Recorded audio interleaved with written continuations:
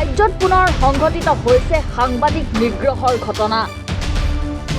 অভিযোগ মতে শিলচৰত কুখ্যাত বাৰ্মি চুফাৰী মাফিয়াৰ আবুব আহমেদ মজুমদাৰৰ হাতত শাৰীৰিকভাৱে অপদস্থ হ'ল গুৱাহাটীৰ এটা ব্যক্তিগত চেনেলৰ শিলচৰৰ সাংবাদিক সমীন চেণ্ডেকা।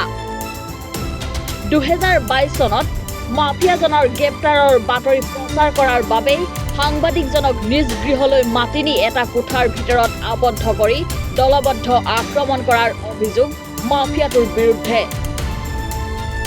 তথ্যমতে কালি সাংবাদিকজনক বাতৰিৰ কথা কৈ মাফিয়াজনে শিলচৰৰ নিজ বাসগৃহত মাতি লৈ যায়। ইয়াৰ পাছত সাংবাদিকজনক এটা কোঠাৰ ভিতৰত আবদ্ধ কৰি দলবদ্ধভাৱে মাৰপিট কৰি চুফাৰী মাফিয়া আবুবসহ তেওঁৰ সংগীসকলে। শিলচৰত অসমীয়া লোকৰ দাদাগিৰি নচলিব, তোক ইয়াৰ পৰা খেদি পঠোৱা হ'ব বুলি কৈ সাংবাদিকজনক নিৰ্মমভাৱে আক্ৰমণ কৰে চুফাৰী মাফিয়া আবুব আহমেদে। ইপিনে ঘটনাৰ খবৰ পাই ঘটনাস্থলীত আৰক্ষীৰ দল উপস্থিত হৈ সাংবাদিকজনক উদ্ধাৰ কৰি লৈ যায়। ঘটনাৰ সন্দৰ্ভত নিশাই শিলচৰ মালুগ্ৰাম আৰক্ষীৰ চকীত এটা গোচৰ ৰুজু কৰে সাংবাদিকৰ পত্নীয়ে। মাৰপিটৰ ফলত গুৰুতৰভাৱে আঘাতপ্ৰাপ্ত হৈছে সাংবাদিকজন। সাংবাদিকজনৰ অভিযোগ, 2022 চনত বাৰ্মি চুপাৰী চিণ্ডিকেটৰ লগত জড়িত থকা অভিযোগত প্ৰথমে কাছাৰ আৰক্ষী আৰু ইয়াৰ পাছত ক্ৰাইম ব্ৰাঞ্চৰ হাতত গ্ৰেপ্তাৰ হৈছিল কুখ্যাত চুপাৰী মাফিয়া আবুব আহমেদ মজুমদাৰ। আৰু তেতিয়া সাংবাদিকৰ কৰ্তব্য হিচাপে এই বাতৰি প্ৰচাৰ কৰিছিল সাংবাদিকজনে। 2022 চনৰ এই বাতৰি কৰাৰ বাবে তেওঁ চুপাৰী মাফিয়া আবুব আহমেদে চলনাৰে ঘৰত মাতি লৈ গৈ মাৰপিট কৰে বুলি অভিযোগ কৰে ভুক্তভোগী সাংবাদিক সমীন চেণ্ডেকাই। ইপিনে এই ঘটনাৰ পিছতে নিশা আৰক্ষীয়ে অভিযুক্ত আবুব আহমেদক আটক কৰে যদিও কিছু সময়ৰ পাছতেই ৰহস্যজনকভাৱে আৰক্ষীয়ে তেওঁক যাবলৈ দিছে। থানাৰ পৰা ওলাই যোৱাৰ সময়ত উপস্থিত সাংবাদিকৰ কেমেৰা দেখি পলায়ন কৰে কুখ্যাত বাৰ্মি চুপাৰী মাফিয়া আবু আহমেদ মজুমদাৰে। আনহাতে ঘটনাৰ ন্যায় বিচাৰি অভিযুক্ত চুপাৰী মাফিয়া আবুব আহমেদৰ গ্ৰেপ্তাৰৰ দাবীত থানাৰ সন্মুখত উত্তাল প্ৰতিবাদ সাব্যস্ত কৰে সাংবাদিকসকলে।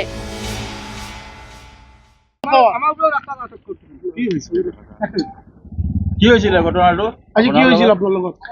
আজি ৰাতিপুৱা মই 10:30 বজাত তাৰাপুৰ ইয়ান্দি কলনীৰ মই ঘৰৰ পৰা বজাৰ কৰিব গৈছোঁ, মই ঘৰুৱা দৃশ্যত। তাৰপিছত যে মই এজন চিনাকি বন্ধু মই লগ পালোঁ, তেখেতে মোৰ নাম্বাৰটো ল'লে, লৈ পেলাই অলপ পিছতে মোক ক'লে যে হেৰি আপুনি ইটখলাৰ আবুক চিনি পায়নে? মই ক'লো বোলে কোনজন? বোলে চুপাৰীৰ বেপাৰী সেই মাফিয়াইজন নেকি? বোলে হয়। বোলে আপোনাক তেখেতে ফোন কৰিব দিছে, ফোন নাম্বাৰ মোৰ পৰা বিচাৰিছিল। তাৰপিছত যে ফোন কৰি পেলাই কৈছে যে ডেকাক এটা মই নিউজ দিব লাগে, মানে নিউজৰ বিষয়ে আলোচনা কৰিব লাগে, তেখেতক অকলে আহিব দিব এই মোৰ অফিচত ইটখলাৰ। মানে এজন মোৰ চিনাকি মানুহ, আমি যিহেতু মিডিয়াৰ মানুহ, গতিকে এনেকুৱাকৈ কোনোবাই ফোন কৰিলে বা খবৰ দিলে আমি যাওঁ। আজি মই যিহেতু আলোচনাৰ কাৰণে মাতিছে তেখেতে নিউজ সংক্ৰান্তীয়, মই আহিছোঁ।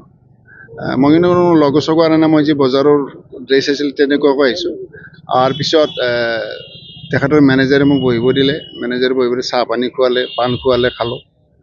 তাৰপিছত অলপ পিছত আবু আহিল, আবু অহাৰ পিছত মোক মেনেজাৰে ক'লে যে দাদা আহিছে আপুনি যাওক। মই ৰুমত সোমাইছোঁ, তাৰ ৰুমত আবুৰ ৰুমত সোমাওঁ যে আৰু এজন আগৰ পৰা মানুহ বহি আছে, 2-3 মিনিটমান আগত কোনোবা এজন সোমাইছে। তাৰপৰা মই সোমালোঁ, সোমোৱাৰ পিছত আবু বহিব দিলে, মই বহিছোঁ। বহাৰ পিছত যাই পেলাই তাৰ অফিচৰ দুৱাৰখন বন্ধ কৰি দিছে, ভিতৰৰ পৰা লক কৰি দিছে, দি পেলাই মোক কৈছে হা আজি আহিছা তই যে চুপাৰীৰ যে মোৰ নিউজ কৰি পেলাই যে মোক আজি 2 বছৰ আগতে যে মোক বেজ্জত কৰিছিলি, ইমান তোক না কৰিছিলে নিউজ নকৰিবলৈ, নিউজ কৰিছিলে, গতিকে তোক আজি ক'ত যাবি তই? আজি তোক মই ব্লেকমেইলিং কেছত তোক আজি মই ফচাই দিম। আজি তই মোৰ ওচৰত পইচা বিচাৰি আহিছে না, আহা বুলি পেলাই মই তোক এতিয়া ফচাই দিম। মই বোলো আবুদা আপুনি মিছা কথা কিয় কয়? তেনেকুৱাতো আপোনাক কোৱা নাই, টেলিফোন কৰিছোঁ, টেলিফোনতো ৰেকৰ্ডিং নাই। আৰু মই এতিয়া আহিছোঁ, আহি পেলাই মইতো কিয় আহিছোঁ কথাই হোৱা নাই। আপুনি লগে লগে দৰ্জা বন্ধ কৰি দি পেলাই মোক এনেকুৱা এটা কৈছে, কৰি পেলাই মোক মাৰপিট কৰি দিছে, খুব মাৰিছে। মোৰ ইয়াত মাৰিছে, আপোনালোকে দেখা পাইছে, এইবিলাক জখম আছে, এনেকুৱাকৈ মাৰিছে। তাৰপিছত যে মোৰ মোবাইলটো কাঢ়ি লৈ গৈছে। তাৰপিছত আৰু মানুহ আহিল, মানুহবিলাক ফোন কৰি কৰি মাতিছে, আৰু একবাৰ মই সেই কেইবছৰমান আগতে মধুৰাৰ যে পাথৰ কুঁৱৰীত যে কিছু কৰাপশ্যন আছিল, ভোলা মই আৰু নিউজ লাইভৰ এজন সাংবাদিক আমি গৈ নিউজ কৰিছিলোঁ। তেতিয়াও আমাৰ ডাঙৰ কেমেৰা কাঢ়ি লৈ গৈছিল, মোক মাৰিছিল, ভোলাক মাৰিছিল সেই নিউজ কৰাৰ কাৰণে সেই পাথৰ কুঁৱৰীত। সেইবিলাকো আজি ৰেফাৰেঞ্চ দিছে যে এই তেতিয়াও তই ব্লেকমেইলিং কৰিব গৈছিলি, কিবা কৰিবলৈ গৈছিলি, গতিকে আজি মোৰ ওচৰত আহিছে ব্লেকমেইলিং, এইবিলাক লগৰ মানুহবিলাক কৈ আছে। চবকে ফোন কৰি মাতি আনিছে, আহি পেলাই মোক চবে চাৰ্চ কৰিছে, চব মোবাইল খুলিছে, খুলি পেলাই মোৰ চব মোৰ ভিডিঅ' ৰেকৰ্ডিং কৰিছে যে কিমান টকা বিচাৰি আহিছে, তোৰ লগত আৰু কোন কোন আছে, কিয় বিচাৰা, তো বৰাকত আহি অসমীয়া ল'ৰা এটা আহি পেলাই খুব দাদাগিৰি কৰি আছে না, মোৰ অসমীয়াক ধৰি পেলাই কথা কৈছে, তই ইয়াত থাকিব নোৱাৰিবি, তাৰ পৰা যাব লাগিব, খুব দাদাগিৰি কৰা, কিবা কৰা, তো আমাৰ নিউজ কৰিবি, আমাৰ ইয়াত থাকিবি। তাৰপিছত যাই পেলাই আকৌ মাৰপিট কৰিছে কেইজনমানে, মানে টোটেল 2জনে মাৰিছে। তাৰপিছত যাই মোৰ মোবাইলটো কাঢ়ি লৈ গৈছে, তাৰে আগতে মোবাইলটো কাঢ়ি লৈ গৈছে মোক, মানে তেতিয়া মোৰ বহুত ফোন আহি আছে, মই ফোন ৰিচিভ কৰিব পৰা নাই। তাৰপিছত বহুতখিনি সময়ৰ পিছত যাই পেলাই মোক কৈছে পইচা ল, এইবুলি কিবা এটা পইচাৰ বান্দোল এটা আনিছে 500 টকীয়াৰ, আনি পেলাই মোক টেবুলত থৈছে আগে, থৈ পেলাই মোৰ হাতত তুলি দিব বিচাৰিছে, দি সেইটো ৰেকৰ্ডিং কৰিছে আনি পেলাই কিমান টকা বিচাৰিছে, ল পইচা লাগে নে তোক, ল। মই বোলো মই পইচা বিচাৰি অহা নাই, আপোনালোকে কিয় এইবিলাক মোক ফচাব বিচাৰিছে, কিয় ব্লেকমেইলিং কৰিছে মোক উল্টাকৈ। মই চুপাৰীৰ নিউজ কৰিছিলোঁ, সেই নিউজটো সেই সময়ত মোৰ দায়িত্ব, চবেই কৰিছে, কাছাৰত তেতিয়া 8জনকৈ নে 9জনকৈ চুপাৰীৰ লগত জড়িত মানুহক এৰেষ্ট কৰিছিল ক্ৰাইম ব্ৰাঞ্চে, সেই নিউজ মই কৰিছিলোঁ, চবেই কৰিছিল। গতিকে সেই কথাটো বাৰ বাৰ কৈছে যে মই চুপাৰীৰ নিউজ কৰিবলৈ মোক বহুত বৰবাদ কৰিছে, গতিকে তোক আজি মই শিকাই আছোঁ, আজি তই ব্লেকমেইলিং কৰা হৈ পেলাই তোক শিকাইছোঁ, মই ফচাই দিম। তাৰপিছত যাই মই বাৰ বাৰ এইটো প্ৰতিবাদ কৰি আছোঁ, কিন্তু মোৰ কথা শুনে কোন, সিহঁতৰ যিহেতু বহুত মানুহ আছে, মোৰতো কোনো নাই। তাৰপিছত যাই পেলাই হেৰি কৰিছে, এখন কাগজ আনিছে, কাগজ আনি পেলাই তাতে মোক লিখিব দিছে যে চহী কৰিব দিছে। কাগজখন পঢ়ি চালোঁ যে তাতে লেখা আছে যে মই আজি ইয়াতে আবুৰ ঘৰত পইচা বিচাৰি আহিছোঁ, ব্লেকমেইলিং কৰিব আহিছোঁ। তেতিয়া কেইজন মানুহ আছিলে ৰুমত? তেতিয়া মানুহ তেতিয়া ৰুমত কিমান মানুহ আছিলে, কেইজন আছিলে? ৰুমত তেতিয়া প্ৰায় 35-30জনমান মানুহ আছিলে। তাৰে ভিতৰত চবেই তাৰমানে মোক বাৰ বাৰ কৈছে যে তুমি মাপ চোৱা, বোলে কি বুলি মাপ চাব লাগিব, কৈছে বোলে মই যে ইয়াতে পইচা বিচাৰি আহিছিলোঁ, এই পইচাখিনি নিব অহাটো মই ব্লেকমেইলিং কৰিব আহিছিলোঁ, এইটো মোৰ ভুল হৈছে।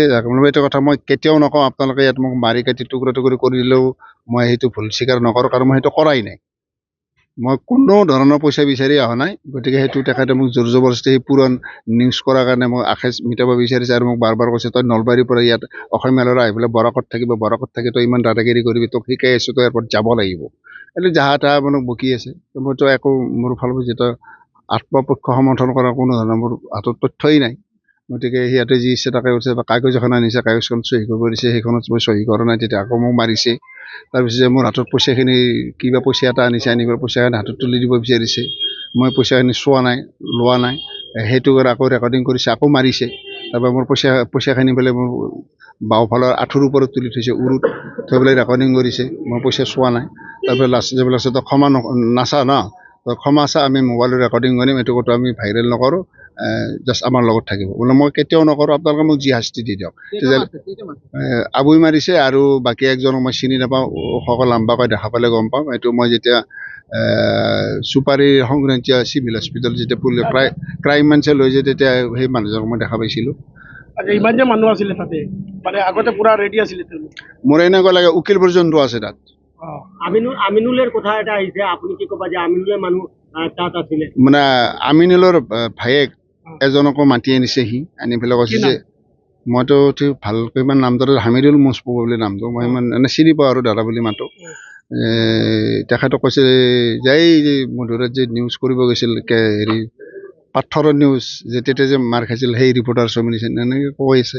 তেতিয়া সিও আহি পেলাই ক'লে যে ডেকা তুমি আজি মাপ চোৱা, তুমি আজি বেয়া জেগাত ফাঁচি গৈছা।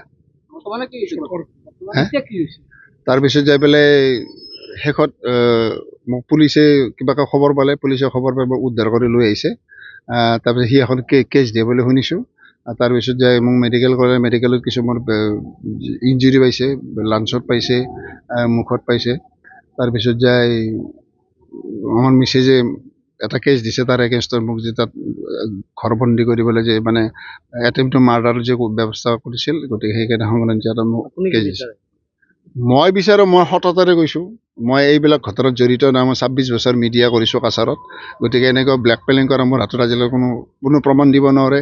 আজিও মই বাৰ বাৰ কৈছোঁ আপোনালোকৰ মিডিয়াৰ জৰিয়তে যে মই আজি তাক কোনো ধৰণৰ পইচাৰ কথা কোৱা নাই, একো কোৱা নাই, কোনো সি প্ৰুফ কৰিব নোৱাৰে, আৰু মই যিহেতু কোৱাই নাই, গতিকে মোৰ এইটো সততা। সি মোক আজি সেই চুপাৰী নিউজ কৰাৰ কাৰণে সি মোক প্ৰতিশোধ মিটাৰ কাৰণে সি মোক ফচাইছে। এতিয়া মিডিয়াৰ লগত কি হৈছে এতিয়া? আজিতো যেতিয়া মোক থানাৰ পৰা মোক পুলিচে যাব দিলে, তেতিয়া মই ওলাই আহিছোঁ। আহোঁতে দেখিলে সি যেতিয়া ওলাই আহিছে, মানে মিডিয়াই কিবা ৰেকৰ্ডিং কৰিব ইণ্টাৰভিউ ল'ব বিচাৰিছিল, কিন্তু সি দৌৰিছে, পলাইছে। মিডিয়াই বহুত প্ৰশ্ন কৰিছিল। তাৰপিছত কোনোবা মিডিয়া এজনক আমাৰ মিডিয়া এজন বোধহয় আমাৰ চেনেলৰে আমাৰ সহকাৰী এজন আছিল, তাক মাৰিছে, মাৰি মোবাইল চোবাইল কাৰাকাৰী কৰিছিল। সেইখিনিলৈকে মই গম পাওঁ, এতিয়া লেটেষ্টটো মই গম পোৱা নাই। Bureau report, any Bharat 24।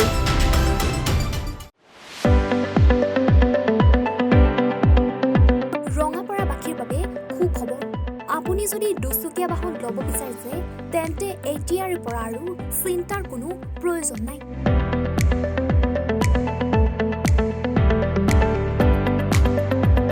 আপুনিও আহিব পাৰে DBP এছ'চিয়েটলৈ, বাজাজ টু হুইলাৰ ডিলাৰ।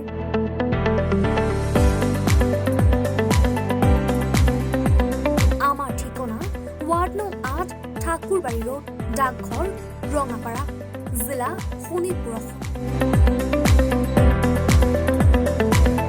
আমাৰ যোগাযোগৰ নম্বৰ 9435707133 9707967285285।